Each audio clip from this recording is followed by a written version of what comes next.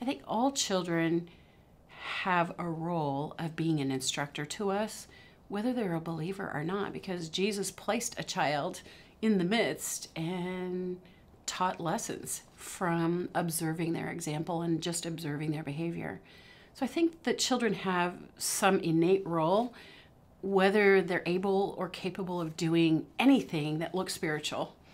As far as their role in the body of Christ, I think as children are growing as believers, they have an unlimited potential of what they can do. And truthfully, anything that a believer can do, I think a child can do.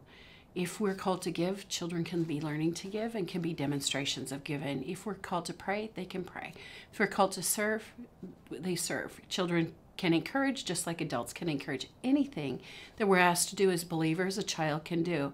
It may be age or developmentally appropriate, but it can be done. I think particularly, again, thinking pragmatically, in this day and age, children may be a part of something in a unique stage in history where we need to rely on them more than ever before to have a bit of a prophetic voice to us, to tell us what it is we need to do, because the world's vastly changed and the rest of us can't get over all that change really fast. But to a kid, this is just life as it is.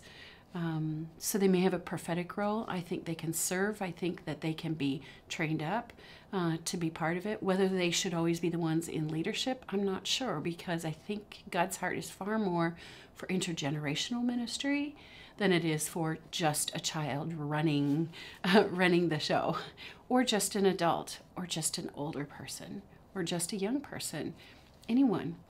I think that's how the body of Christ works, is that we always have each other and we always have parts. So important part, they should not be taken away from the seat around the table. And there are just a variety of answers on how they can participate and how they can be a part, but they're really important. We need to be sure that they have a seat at the table.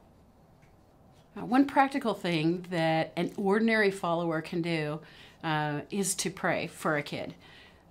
You may think your niece or nephew is just wayward and never going to follow Christ, but you pray for them, and chances are the next practical thing will come up as well, in that you may have an opportunity to talk to them about Christ, or say a word, or even just show them love in action, which will capture their attention and help them to think about Christ.